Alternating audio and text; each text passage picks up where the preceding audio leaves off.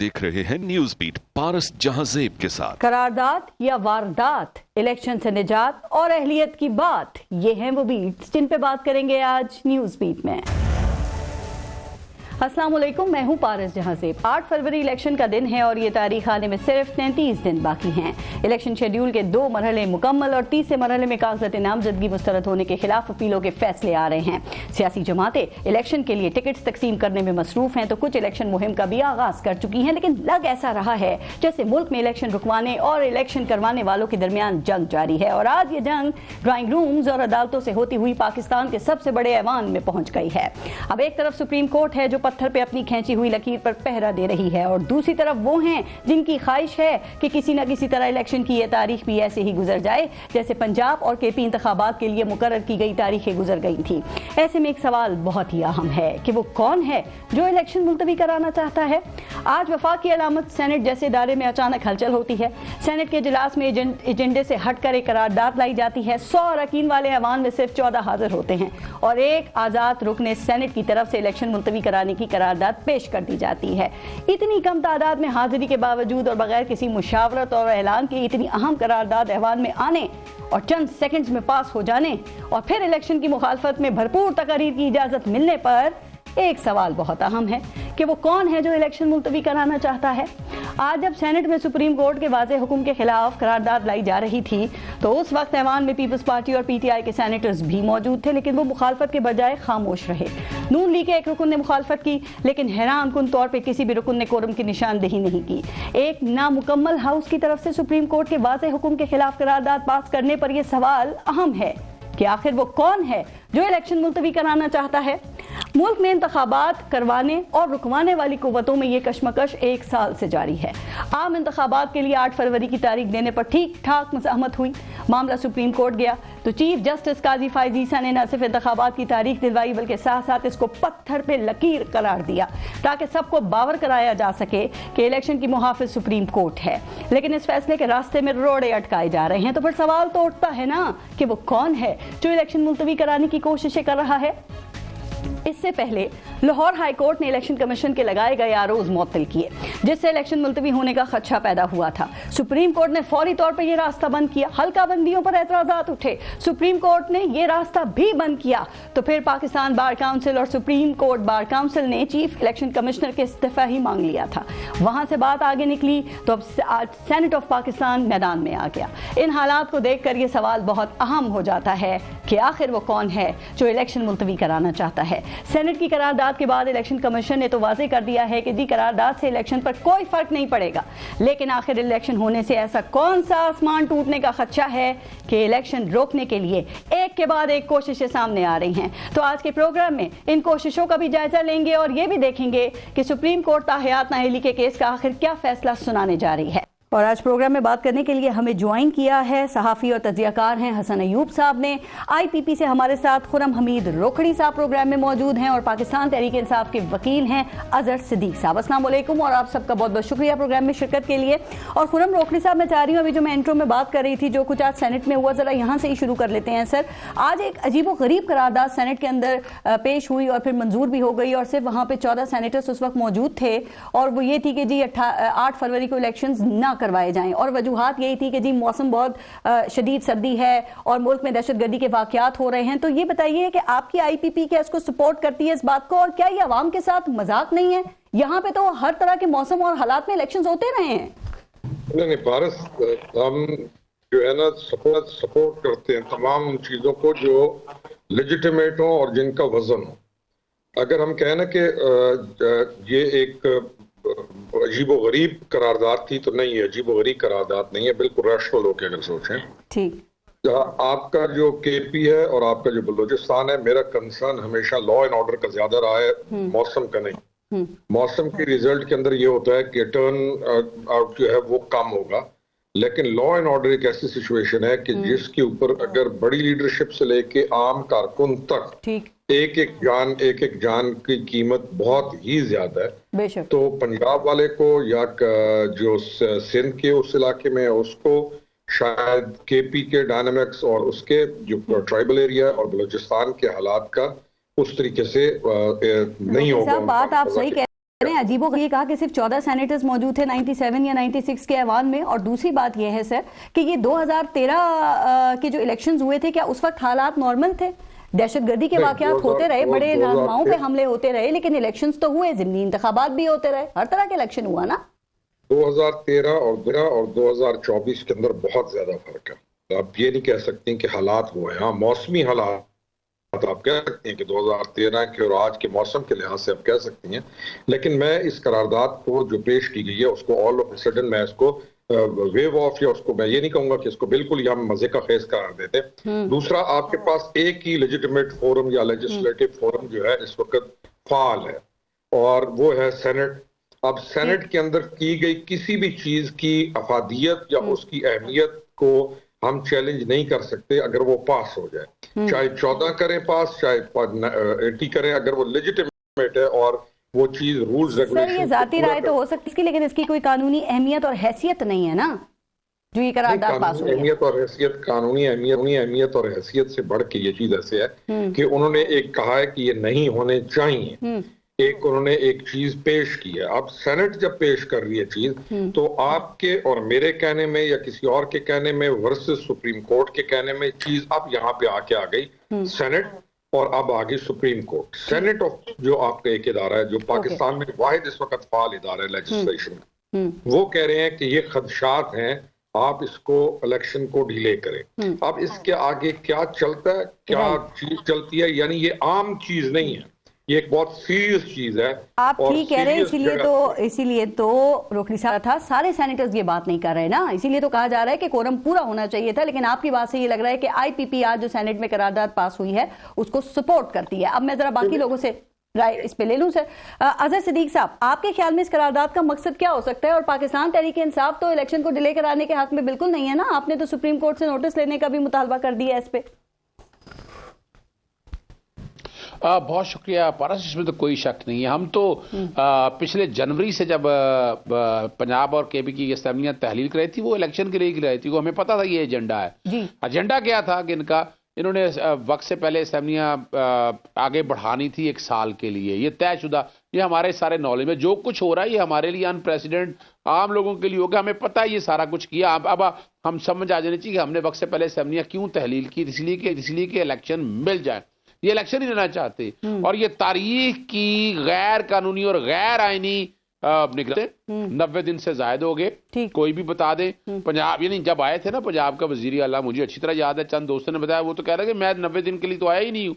निगरान वजीर आजम अगर लंदन वगैरह में गए, उन्होंने भी वहां पर जाकर इनके सबसे पूछ रहे निगरान की, और ये हम सब के सब दोस्तों को पता है। ठीक है, मुझे ये बताइए कि जिन्होंने करारदाद की मुखालिफ की, अजहर सिद्दीक साहब, वो क्यों खामोश रहे उस वक्त में? कोरम की निशानदेही क्यों नहीं की गई? पीपल्स पार्टी और पाकिस्तान तहरीक इंसाफ के सेनेटर्स भी वहां पे मौजूद थे, तो खामोशी की वजह क्या थी? क्या खामोशी को फिर देखे ना कुछ लोग रजामंदी समझेंगे, या फिर कोई सेनेट के में बैठने के हवाले से कोई मजबूरी थी? सर नहीं, देखें, एक बात है ना पारस, पहली तो बात है इस करारदाद की कोई हैसियत नहीं है ना तो ये कोई कानून है। आईने पाकिस्तान कहता है 90 दिन में सुप्रीम कोर्ट का फैसला जिसमें जस्टिस काजी फैसल साहब ने कहा कि वो अपनी बीवी से बात कर ले, क्या सराई पे बात नहीं करनी, पत्थर पे लकीर है, ये मैं नहीं बात कह रहा। अब अगर देखा जाए तो ये अगर करारदाद पास किए तो ये तौहीन अदालत के ज़िम्मे में भी आती है ना। सवाल कर रही हूँ, उठ के कोरम की निशानदेही कर देते ना, खामोश बैठे रहे वो वहां पे। देखिए मैं एक बात अर्ज करूं, आप यूं भी स्ट्रेटेजी ले सकते हैं, ये चेहरे भी तो बेनकाब करने हैं ना कि अंदर से क्या है, इनकी बदनीति क्या है, यानी ये तो अब सारा कुछ सामने आ गया ना। को हमने तो फेवर नहीं ना की, हम तो इलेक्शन ना बाइकआउट की बात करेंगे और ना इलेक्शन जाने की बात करेंगे। आपके सामने आप किसको इतनी टेंशन है जो चाहता है कि इस मुल्क में इलेक्शन ना हो? देखिए 14 की 14 सियासी जमातें बेशमूल तहरीक इस्तेकाम पाकिस्तान, बुनियादी तौर पर ये सारी सियासी जमातें क्या चाह रही हैं? इन्होंने पूरी कोशिश कर ली पाकिस्तान तहरीक इंसाफ को नीचे गिराने की, उन्होंने केसेस कर लिए, तोशा खाना आ गया, फिर हमने देखा प्रॉब्लम आ गया, तौहीन इलेक्शन कमीशन आ गया, इंटर पार्टी इलेक्शन आ गए, बल्ला ले लिया, अब क्या रह गया? फिर अपना आरओ साथ मिलाकर खेल लिया, तकरीबन 95% के करीब कागजात नामजदगी मंजूर हो गए। तो ये तो इनका मसला है, ये चाहते हैं ना पाकिस्तान तहरीक इंसाफ को नीचे फेंकना, था वो नहीं हो सका। और मैं बता दूं आपको ये और 13 जनवरी तक का ये सारा प्रोसेस है, 13 जनवरी के बाद तो इनके पास रह ही कुछ नहीं जाना है। और मैं 8 फरवरी का इलेक्शन देख रहा हूं, और अगर नहीं होंगे इलेक्शन तो फिर सवाल करेगी कौम चीफ जस्टिस ऑफ पाकिस्तान जनाब जस्टिस काजी। हम कह रहे हैं, मैं तो पहले भी कह रहा था, अब भी कह रहा हूं कि ये इलेक्शन नहीं करवाना चाहते। उसका और फैसला भी अगर देखा जाए सुप्रीम कोर्ट का, वो फैसला भी आपके सवाल से पहले लगता है कि वो खुद ही इसके ऊपर नोटिस ले लेंगे। ठीक, हसन अयूब साहब, आपके ख्याल में इस करारदाद का क्या मकसद हो सकता है, जबकि चीफ जस्टिस ये कह चुके हैं कि इंतखाबात पत्थर पे लकीर हैं? कोई टेस्टर वेस्टर तो नहीं था? ये टेस्टर था, लेकिन टेस्टर लगाया चेयरमैन सेनेट सादिक संजरानी साहब ने। जितने उनके लाइक माइंडेड उनका पूरा ग्रुप है सेनेटर्स का, तमाम के तमाम वही लोग हैं जिन्होंने ये सब काम किया। ये वारदात पता था कि कौन क्या क्या बोलेगा, उन्होंने सबको खुल के बोलने का मौका दिया। पहले से सारी मंसूबाबंदी बनी है। चेयरमैन सेनेट के अपने ऑफिस के अंदर उनके जो सेक्रेटेरिएट है उसमें शामिल था। इन्होंने जो टाइम रखा, तकरीबन इनका एजेंडा मुकम्मल हो चुका था। उसके बाद इन्होंने वैसे फ्राइडे पीरियड्स के बाद चेयरमैन सेनेट के जो ऑफिस है उसके अंदर आप अलाउ होते हैं, जर्नलिस्ट जाते हैं, मुलाकात करते हैं, बैठते हैं, खाते पीते हैं। लेकिन आज नहीं आज तो उन्होंने मना किया हुआ था कि आप वहां पर आ नहीं सकते। और सेकंड ये था कि ऑलरेडी यानी वही सेनेटर्स जो हैं, वो जो उनका अपना ग्रुप है वही आता है ईवान के अंदर, और बाकी जो लीडर ऑफ द हाउस हैं वो जा चुके होते हैं। जो बाकी जब आपकी 25 या 30 की स्ट्रेंथ थी उस टाइम ये करारदाद क्यों नहीं पेश की गई? और ये करारदाद जो एजेंडे में पहले से शामिल की जाती है चीजें, ये शामिल भी नहीं थी।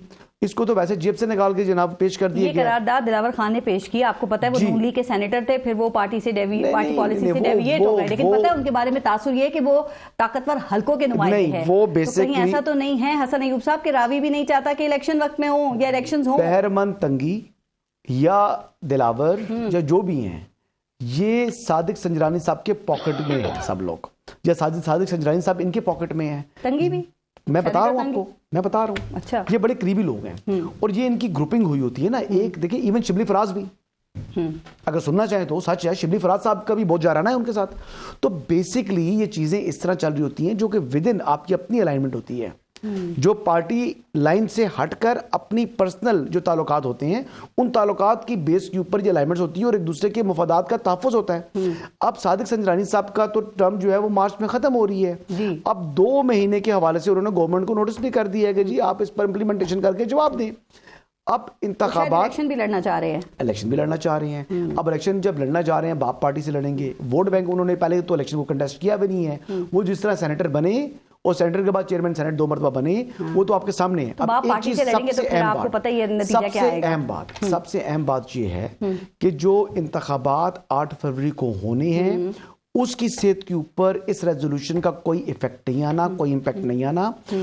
ये जो कुछ यानी अपना मार्च में चेयरमैन सेनेट तो ये रहेंगे नहीं, ठीक, तो ये उससे पहले खुद रेलेवेंट होने की कोशिश कर रहे हैं। और अगर आप रावी की बात करें तो रावी मैं खुद हूँ। हाँ, अगर आप एस्टैब्लिशमेंट की बात कर रही हैं तो खुद पूछे, अगर आप एस्टैब्लिशमेंट का पूछना चाहती हैं तो पूछिए। ये तासुर खत्म होना चाहिए। एक तीर से 2 शिकार भी हो जाते हैं कहीं कहीं। देखिए, मैं इस दुनिया का आदमी हूँ, मेरी राब्ता जो है वो अजहर सदीक साहब से भी है, मेरा राब्ता जो है खुरम हमीद रोकड़ी साहब से भी है। आपकी आप ही रावी, कोई मजबूरी नहीं है, कोई मजबूरी नहीं है। इम्पैक्ट क्या होगा? आपने शुरू में कहा कि हाँ टेस्टर हो सकता है, इसका इम्पैक्ट क्या होगा? इम्पैक्ट ये है कि जितना बैकलैश आ चुका है मेरे ख्याल से अब आगे प्रोसीड नहीं किया जाएगा और सुप्रीम कोर्ट इस मैटर का नोटिस नहीं लेगी। अच्छा। उसकी वजह ये है कि जो ईवान है, ईवान के अंदर जो भी उसका काम होता है वो बेसिकली खुद मुख्तार है, सुप्रीम कोर्ट के दायरे इख्तियार में नहीं आता। लेकिन इलेक्शन कमीशन ने फैसला किया है सुप्रीम कोर्ट जाने का। इलेक्शन कमीशन भी आईनी इदारा है, जो मर्जी करे, लेकिन उसका इंपैक्ट कोई नहीं है। यानी इन सेनेटर्स को अकाउंटेबल नहीं ठहराया जा सकता। ओके, एक ब्रेक लेते हैं, ब्रेक के बाद फिर मजीद इश्यूज को शामिल करेंगे। देखते रहिएगा न्यूज़ बीट। अच्छा रोकड़ी साहब, आपने ये NA-89 से इमरान खान के कागजात नामजदगी चैलेंज किए और आपने ये एतराज़ात उठाए कि वो तोशाखाना में सजा याफ्ता हैं, इसलिए वो इलेक्शन लड़ने के लिए अहल नहीं है, और आपके इन एतराज़ात पे RO ने उनके कागजात नामजदगी मुस्तरद कर दी है। अब आप क्या समझते हैं कि फिर आपके लिए मैदान बिल्कुल साफ हो गया है? नहीं, पारस मैदान साफ नहीं होता। हमारे मुकाबले में तो नून लीग इलेक्शन लड़ रही है वहां पे, और दूसरा एतराज जो थे वो on the basis of merit थे और लॉ के मुताबिक थे, इंग्लिश लॉ जो है हमारा। दूसरा, अजहर सदीक साहब ने एक पॉइंट कहा कि जो इंटर्न गवर्नमेंट आई जी और वो लंबा काम करना चाहती, तो अगर फिर तो लाने वाले भी ये खुद हुए। अगर ये अपनी असेंबलीज को डिसॉल्व ना करते वक्त से पहले, तो ये गवर्नमेंट्स ना आती, अपने टेन्योर ये पूरा करते तो टाइम पे इलेक्शन मिलता है इनको। तो जब सारी चीजों को आप फोल्ड करें और अनफोल्ड करें तो चीजें समझ आती हैं कि कौन कहाँ पे खड़ा हुआ है। फिर आज अगर हम ये कहें कि इन सेनेटर्स के ऊपर अगर इश्कालात हैं या पॉइंट्स उठाए जा रहे हैं तो तहरीक इंसाफ के जो सेनेटर्स थे वो किस लिए इस चीज के अंदर शामिल हुए, उनकी कॉन्सेंट खामोश रहने में। तो चीजें सीरियस हैं सर, और उनको सीरियस ही समझना चाहिए।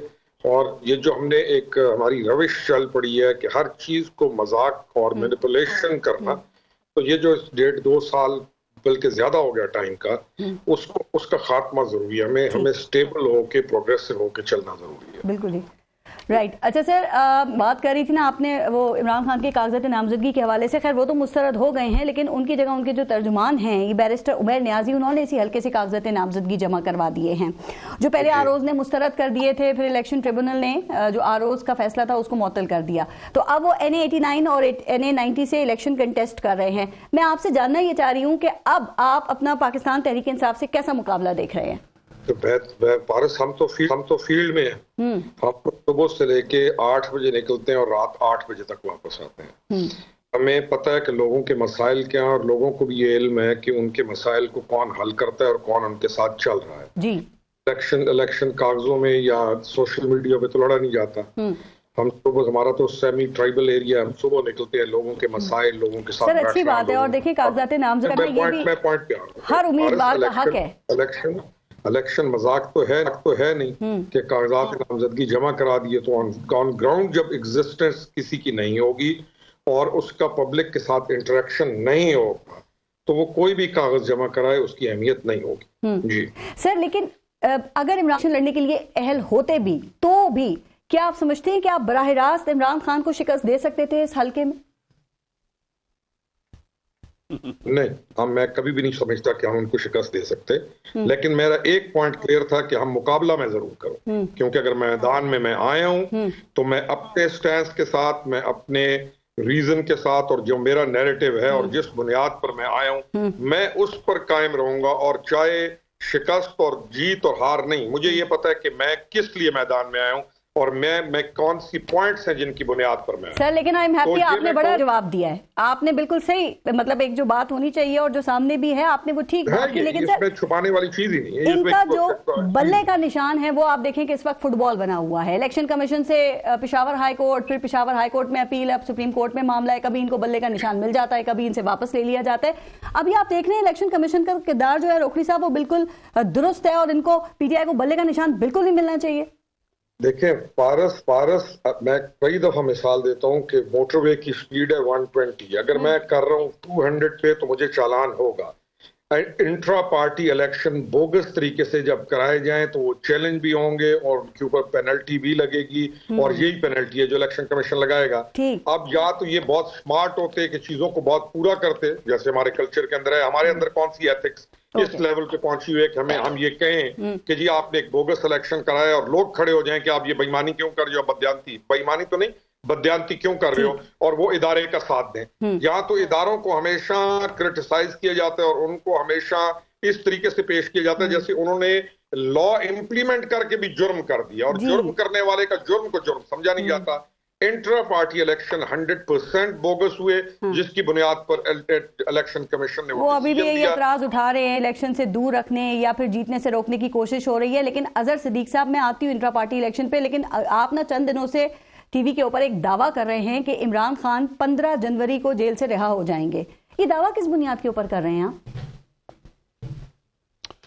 पारस देखें, बात बड़ी वासी है, मैं एक चीज क्लियर करता चलूं। नवाज शरीफ से कंपेयर करने की बात की जाती है। नवाज शरीफ को जब सजा हुई थी तो उनकी सजा सस्पेंड नहीं हुई थी। इमरान खान साहब की तोशा खाना में एक ही सजा है जो सस्पेंड हो चुकी हुई है।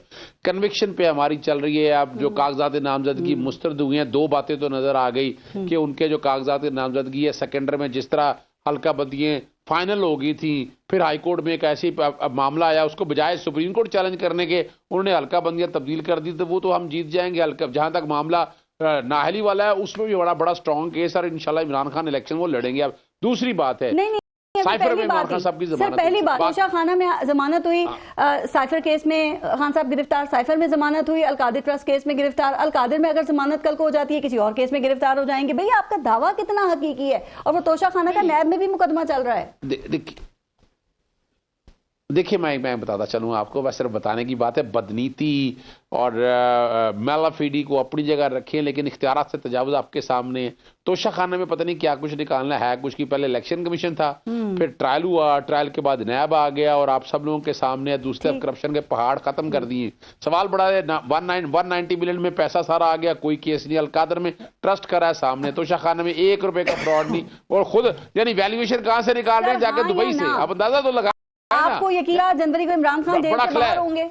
जी बड़ी के साथ बता दो बड़ी क्लैरिटी के साथ बता दूं कि इन सब में इमरान खान साहब को आप जेल के अंदर रख नहीं सकते हैं। जमानतें इनके अंदर है। 9 मई में जो 9 मई वाले वाकये थे उसमें इमरान खान साहब तो ना कोई कसूर उनका, ना कोई कंसर्न, वो तो पकड़े हुए थे, गिरफ्तार थे। तो और इलेक्शन दिलाएंगे जी बिल्कुल 15 मई तक इंशाल्लाह इमरान खान साहब जेल से बाहर होंगे और हमारे यहाँ मौजूद होंगे, जलसे कर रहे होंगे, जलसे हो रहे होंगे, जुलूस हो रहे होंगे और इलेक्शन का माहौल जारी होगा। 15 जनवरी के बाद बाकायदा इमरान खान साहब जेल से बाहर होंगे, जलसे जुलूस हो रहे होंगे, इलेक्शन का माहौल बना होगा और इंशाल्लाह ये मुल्क जो है जमहूरियत की तरफ गामजन होगा और नए इलेक्शन से नई हुकूमत इक़्तिदार में आएगी। अभी रोकड़ी साहब ने एक बात की, उसका और जवाब, आप लोग कहते हैं इलेक्शन कमीशन टेक्निकल बुनियादों पे आपको जो है वो चित करने की कोशिश कर रहा है, आपकी जमात को निशाना बनाया हुआ है। सर ये बताइए कि आप लोगों को इतनी जल्दी क्या थी फिर ये इंट्रा पार्टी इलेक्शन कराने की? 20 दिन आपके पास थे तो फिर एतराजात दूर करके इलेक्शन करवा लेते ना आप, ताकि इलेक्शन कमीशन को कोई बुनियाद ही ना मिलती। या आपने सोचा नहीं था कि इतनी छानबीन करेंगे वो बारीक बीनी से?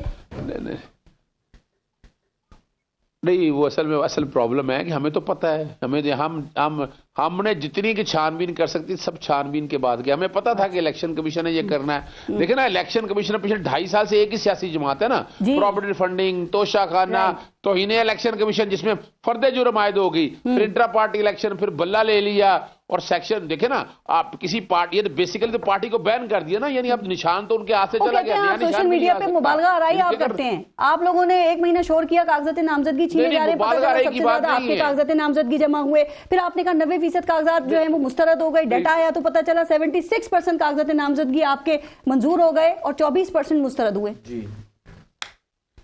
नहीं, मैं फिर बता चलूं, वो जनरलाइज की बात हो रही है। अच्छा। हम लोगों ने 2600 कागजात जमा करवाए थे। अच्छा। उसमें से 1000 के करीब जो है ना, 1000 के करीब नॉमिनेशन पेपर हमारे रिजेक्टेड हैं, यानी 1600 के करीब मंजूर हुए और हमने 1 सीट से ज्यादा करवाए हैं। डाटा तो कह रहा है खासे कागजात नामजदगी मंजूर हो गए हैं, लेकिन हसन अयूब साहब, आप अक्सर ट्वीट्स कर रहे हैं आजकल ना अहल इमरान खान, आपने अजहर सिद्दीक साहब का जरा कॉन्फिडेंस देखा? वो किस एतमाद से कह रहे हैं कि इमरान खान 15 जनवरी को जेल से बाहर आ जाएंगे?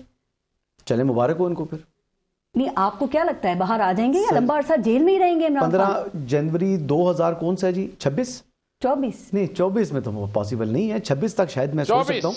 24 रात 7 बजे से पहले, रात 7 बजे अच्छा चले, वो तो अपनी बात, चले वो वक्त डॉक्यूमेंट है, प्रोग्राम सामने आ जाएगा। देखिए, लेकिन अगर बाहर आ गए तो फिर रावी से शिकवा तो बनता है ना? जी, मुझसे शिकवा आप कीजिएगा, मैं आपसे माजरत करूंगा, ऑनियर माजरत करूंगा, क्योंकि रावी तो चैन ही चैन लिख रहा है, तो ये बल्ले को चैन नसीब क्यों नहीं? बल्ला तो चैन मिलेगा नहीं, लेकिन बात ये है कि आप ये समझें कि इमरान खान के ना आने की वजह क्या है, बल्कि नाम उनका असली लेना चाहिए। मुझे वो नईम हैदर कहते हैं कि आप उनका पूरा नाम नहीं लेते, तो उनका नाम है इमरान अहमद नियाजी। खान तो अपने पास से हमने खुद लगाया हुआ ना, वो तो टाइटल है। तो इमरान अहमद नियाजी साहब जो हैं वो 6 मई को करते हैं चक्री में मीटिंग। उस मीटिंग में ये फैसला होता है जी, लीडरशिप बैठी होती है कि जी अगर उनको गिरफ्तार किया गया तो फिर इनकी जमात मार्च करेगी टूवर्ड्स GHQ। ठीक। फिर 7 जनवरी को जूम मीटिंग होती है, उसमें प्लानिंग यही होती है और यही तमाम चीज़ों को इनको फाइनलाइज किया जाता है। फिर जब वो गिरफ्तार होते हैं तो गिरफ्तारी के बाद वो हर चीज जो कि डिसाइड की थी उसके ऊपर अमल दरामद होता है। ये कौन कह रहा है? ये फैजुल हसन चौहान और बाकी लोग जो पार्टी छोड़ के गए उनका मौकफ है ना, जो आके मीडिया के ऊपर बयान कर रहे हैं। JIT की रिपोर्ट्स हैं, जो JIT किसी अदालत में साबित तो कर लें। चक्री आपको पता है रावलपिंडी के अंदर आता है, तो रावलपिंडी पुलिस के जो जिम्मेदार अफसरान है, मेरी उनसे बात हुई है, मेरे को हवाई बात नहीं, JIT बनी हुई है, तो उसमें जो उसके कन्वीनियर्स गए थे, जो कि शाह महमूद कुरैशी से जिन्होंने इंटेरोगेशन की है, जो सवालात किए हैं, तफ्तीश की है in Adiala jail, Shah Mahmood Qureshi is not innocent, वो भी इन्वॉल्व है 9 मई के अंदर, और ये समझ रहे हैं कि शायद को मजाक है कि रियासत पाकिस्तान के ऊपर हमला कर लिया, GHQ के ऊपर, मियां बाली बेस के ऊपर, फिर आप जो है कोर कमांडर हाउस को जला रहे हैं, तो आप समझ रहे हैं कि आपको जनाब गले में हार पहनाकर बाहर निकालेंगे जेल से, सवाल ही पैदा नहीं होता। क्या आप ये समझते हैं कि इस वक्त पाकिस्तान तहरीक इंसाफ के रास्ते में जो रुकावटें इलेक्शन के हवाले से आ रही हैं वो 9 मई के वाकयात की वजह से कागजात नामजदगी मुस्तरद हो रहे हैं और ये इलेक्शन नहीं लड़ पा रहे? जो रुकावटें, जो लोग 9 मई में मुलव्वस हैं तहरीक इंसाफ, अगर तो ये उनको डिसओन कर देते जी, अगर ये उनको डिसओन करते और उनसे लाताल्लुक होकर तो अपनी जो CBMs कर लेते विद एस्टैब्लिशमेंट और जो बाकी रियासती इदारे हैं उनसे, वो तो उन्होंने किया नहीं। अब इन्होंने क्या किया कि कहते हैं वो लोग 9 मई वाले हमारे हैं भी और नहीं भी, कभी उनको टिकट इशू करते हैं, कभी कहते हैं सनम जावेद हमारी है, कभी कहते हैं यास्मीन राशिद हमारी है, कभी कहते हैं जो हसन न्याजी। ठीक, इसमें मैं आप इसे बात करें, इसमें आप क्योंकि बड़ी अच्छी बात करें तो जरा हमें ये भी समझाएं कि इसमें रॉकेट साइंस क्या है, कि वही लोग जो 9 मई के वाकयात में इन्वॉल्व थे, जब वो IPP जमात के अंदर चले जाते हैं तो उनके कागजात नामजदगी भी मंजूर हो जाते हैं और वो इलेक्शन लड़ने के लिए भी अहल हो जाते हैं। क्यों? फरूख हबीब के कागजात नामजदगी मंजूर नहीं हो गए हैं। फरूख हबीब जो है उनके ऊपर 9 मई के वाकयात में मुलव्वस होने का इल्जाम है। अली नवाज अमान, उनके ऊपर भी इल्जाम था, उनके भी मंजूर नहीं हुए। नो, ये जितने भी 9 मई में मुलव्वस जमा नहीं कराए होंगे फिर अली नवाज अमान ने। अली नवाज ने तो जमा कराए में इस्लामाबाद से और मंजूर नहीं हुए उनके, मेरा नहीं ख्याल मंजूर हुए। वो आज हैं कहां, उन्हें जेलों में डाले सबको। लेकिन IPP के काफिल यही के जाने के बाद दूर के दूल्हे हो गए हैं। ट्राई करें सबके, जैसे PTI में हुआ करता था। टाइमिंग थोड़ी आगे पीछे हो सकती है, लेकिन ये बात भी रख लीजिएगा 9 मई में मुलव्वस है, चाहे इनकी IPP में चला गया है, सब रगड़े जाएंगे, बचत कोई नहीं है उसकी। ओके, और ये खुर्रम हमीद रोकड़ी साहब भी इस बात को सेकंड करेंगे कि IPP में जो मुलव्वस है उसकी माफी ये भी नहीं चाहेंगे। पूछ ले उनसे, मैं अभी उनसे पूछती हूँ जी। अजहर सिद्दीक साहब, आप इसमें कुछ शामिल करें? मैं सिर्फ एक बात कहना चाहता हूं, मैं हैरान हो रहा हूं इस सारे मसले में। देखिए जो बातें कह रहे हैं ना, एक तो हसन अय्यूब बाखबर आदमी है, इसका मतलब है कि वो लोग जो नामालूम अफराद है इसको एक एक चीज बता रहे हैं ना, पूरे अदालतों को नहीं बता रहे। मैं तो हैरान इस बात पे होती है, जितनी भी चीजें ना सारी यकीनन कोई ना कोई होगा। देखे ना, आइडिया होना और है, नहीं आइडिया होना और है। ये सारी बातें ना अदालतों में 7-8 महीने हो गए हैं, जाकर ट्रायल करके कंक्लूड करना चाहिए था। दहशतगर्दी की कोर्टों में ले आते, एविडेंस सारा कुछ सामने आते। मैं वो नहीं बताना चाहता, देखो मैं कंट्रोवर्सी इसमें कोई जनरेट नहीं करना चाहता। ये मुल्क जा रहा है इस वक्त इलेक्शन की तरफ, इस इलेक्शन की तरफ जाएं, इलेक्शन के बाद 9 मई वाला देख लेंगे। 9 मई पड़ा हुआ है, अभी क्या हो गया ऐसा? किसने कहा कोई बेगुनाह चला जाएगा, कोई बच जाएगा? और अभी इस वक्त मुल्क जा रहा है इलेक्शन की तरफ, तो डीरेल करने की कोशिश मत करें। इस मामले को सीधा रहने दें, सीधा होगा जब सजाएं हो जाएंगी फिर आप जो मर्जी कर लीजिएगा। अभी सिर्फ बातों ही पे ना, बातों में कोर्टों में सजाएं नहीं जा सकती, आप उन्हें इलेक्शन से दूर नहीं रख सकते। देखिए, लेकिन सहूलत को एक वक्ती तौर पर उनको रिलीफ मिला, लेकिन रिलीफ क्या समझते हैं कि रियासत छोड़ देगी उनको? इसी तरीके से, यानी मैं और बात करूं, शहरियार अफरीदी साहब, उनको DC के फैसले को उन्होंने कहा जी कि MPO के तहत वो जो उसने MPO 3 के तहत गिरफ्तारी थी, नजरबंदी थी, वो गैर कानूनी है, वो भी उनको रिलीफ मिल गया। लेकिन आपका क्या ख्याल है कि इन दोनों की बचत हो जाएगी? सर, ये जो रिलीफ की बात है ना, होनी चाहिए। आप क्या कहती हैं? आप कहती हैं जिसने ये किया बचत होनी चाहिए? बिल्कुल नहीं होना चाहिए, इस मामले पे तो नहीं होना चाहिए। लेकिन जो आपने रिलीफ की बात की, पारस नवाज शरीफ कत्ल भी कर दे, नवाज शरीफ कत्ल भी कर दे, उस पर कुछ नहीं है। नवाज शरीफ करप्शन के पहाड़ तोड़ दे, उसमें कुछ नहीं है। ठीक, मैंने एक बात और बता दें, सवाल ये नहीं है अभी क्या हुआ है, बल्ले के निशान पे जरा बल्ले, अभी इसके ऊपर ब्रेक के बाद बात करते हैं। बल्ले के निशान पे मैंने आपसे बात की थी ना कि वो तो इस वक्त पिंग पोंग बॉल बना हुआ है। हसन अय्यूब साहब, आप समझते हैं कि ये वाकई इतना बड़ा मामला था कि इंट्रा पार्टी इलेक्शंस जो PTI के थे, इलेक्शन कमीशन उसको 2 दफा मुस्तरद कर दे, फिर पेशावर हाई कोर्ट का सिंगल बेंच जो है वो हुक्म इम्तनाई देता है, और फिर डिवीजन बेंच जो है वो बिल्कुल मुख्तलिफ फैसला दे देता है। कि वाकई इतना बड़ा वैसे जस्टिस कामरान हयात साहब ने तो देखिए उनके ऊपर एतराज भी किया गया कि ये डिविजनल बेंच का केस है, DB का केस है, आप मत सुने। इवन देन उन्होंने कहा जी ठीक है ये DB सुने, लेकिन मैं जो इलेक्शन कमीशन का ऑर्डर है उसको सस्पेंड करता हूं। जब आप खुद कह रहे हैं कि मेरे मुतल्लिका केस नहीं है, DB का केस है, तो फिर आपको सस्पेंड नहीं करना चाहिए था ना, फिर आप रेफर कर देते। अब सिर्फ उस फैसले के खिलाफ ही जो है ECP गया और उन्होंने उस फैसले को सस्पेंड करवा दिया। ये इतना बड़ा इशू है? इशू है जी, इशू इस लिहाज से है कि जब आपके ताल्लुकात ECP के जो चेयरमैन है, जो मेंबरान है, आप उनको रोज माँ बहन की गाली निकालते हैं। अच्छा। ठीक है जी, और फिर उसके बावजूद आप चाहें कि आपकी गलती भी हो और उस पर वो अपनी आंखें बंद कर दें, क्यों?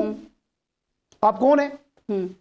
आप या तो गलती ना करें ना, आप गुंजाइश ना दें। जब आप उनको गालियां भी निकालते हैं और गुंजाइश भी देते हैं तो फिर आपको ये म्यूजिक फेस करना पड़ेगा। हाँ बिल्कुल ठीक कह रहे हैं, चूंकि इनके मुखालिफिन जो है ना पीटीआई के इनसे सवाल करें तो वो अकबर बाबर और नौरीन फारूक खान का नाम लेते हैं, लेकिन देखिए जो जून 2022 में इंट्रा पार्टी इलेक्शन हुए थे पाकिस्तान तहरीक इंसाफ के, वो तो इलेक्शन कमीशन ने खुद मुख्तलिफ एतराजात लगाकर उसको मुस्तरद कर दिया ना।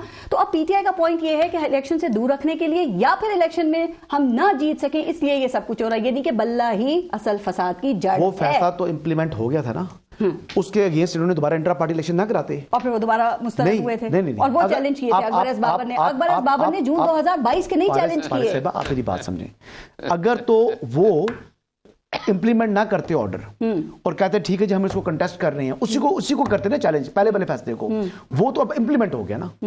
अब तो आगे मामला हो गया, अब तो उन्होंने दोबारा इंट्रा पार्टी इलेक्शन उनको मानना नहीं चाहिए था, उनको इलेक्शन कमीशन को चैलेंज करना चाहिए था। इनको जो पहला फैसला था उसको चैलेंज करते, उसको करना चाहिए था, वो नहीं किया ना, वो तो उस पर इंप्लीमेंट हो गया।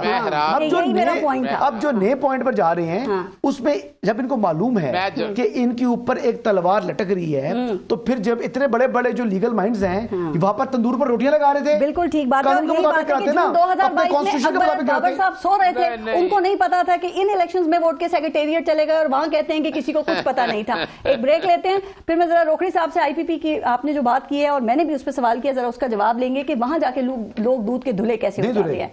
ब्रेक लेते हैं, देखते रहिए न्यूज़ बीट। खुरम रोखड़ी साहब, पहले तो ये जो एतराज आप पे किया जा रहा है ये बताइएगा कि आपकी पार्टी में ऐसा क्या जादू है कि जो भी आपकी पार्टी में जाता है 9 मई समेत हर किस्म का दाग जो है वो उस पे से धुल जाता है। सर ये अभी चेक भी किया है NA 102 से फैसलाबाद से जो फरूख हबीबैन के कागजात नामजदगी भी मंजूर हो चुके हैं। याद है ऐसा ही कुछ माजी में पीटीआई के हवाले से भी होता रहा है, तो आजकल आपकी पार्टी ये काम कर रही है सर? नहीं पारस, देखें तो आईपीपी के अंदर वो लोग आए हैं कि जिन्होंने रियलाइज किया कि वो उस कारवां का हिस्सा नहीं बनना चाहते। तो एंटायर पहले एस्टेब्लिशमेंट था, फिर असल में एंटायर स्टेट हो गया। अब पीटीआई के अंदर भी 2 किस्म के लोग रहे, जो बिल्कुल हार्ड थे वो कम, और जो इनके इलेक्शन लड़ने वाले थे they knew it, they thought somehow the other कि हम जब यहीं इस पार्टी में रहेंगे तो हम वोट जो है वो कैश करेंगे और हम किसी तरीके से दोबारा आ जाएंगे। दे थॉट कि जी इलेक्शन होगा और हम घर भी बैठे होंगे, जेलों में भी होंगे, तो हम जीत जाएंगे। अच्छा, सारे मफादात के लिए थे। मैं समझता हूँ कि जिन्होंने पार्टी छोड़ी और जो इस तरफ आ गए वो रिपेंट कर गए और वो उन्होंने वो चैलेंज कबूल किया। फिर एक तीसरी कैटेगरी भी है जो कि शरीफ लोग हैं और जो इस खौफ से कि उन्हें बहुत गंदी गालियां निकलेंगी और गलीज गालियां निकलेंगी, वो लोग भी वहां पे सर छुपाए दुब के इधर उधर फिर रहे हैं। तो इन 3 कैटेगरीज को आप देखेंगी आईपीपी के अंदर। अच्छा, आज मुझे बताएं, एक आदमी है या कुछ ग्रोह है या कुछ लोग हैं वो 100% डिस्ट्रक्शन पे चल पड़े, तो क्या सारे उनके साथ जाएंगे? Not at all. ठीक है। अब जो नहीं जाना चाहते या जो रियलाइज कर लेते हैं, जो रिपेंट करते हैं, वो वापस आ गए। आईपीपी एक ऐसा सर, लेकिन ये जो 3 तरह के रोखड़ी साहब अभी आप बताए, क्या यही वजह है? चूंकि हमने ये देखा कि आप हैं, आपके अलावा फिरदौस आशिक अवान है, वो खुशी खुशी हर जगह जाके आईपीपी को, अपनी पार्टी को डिफेंड करते हैं, लेकिन जो महमूद मौलवी साहब भी हैं, लेकिन उसके बाद जो लोग आपकी पार्टी में आए सर, वो तो मीडिया पे आके आपकी पार्टी को डिफेंड करने के लिए तैयार ही नहीं होते हैं। और कौन सा वक्त होगा पार्टी को प्रमोट करने के लिए? तो क्या उनको वही जो आप बता रहे हैं कि उनको अब्यूज किया जाएगा या उनके मौकफ को नहीं माना जाएगा, मतलब यही वजूहात है? बेसिक रीजन वही है। और पब्लिक का जो सेंटीमेंट है यहाँ पे अदल तराजू तो है नहीं।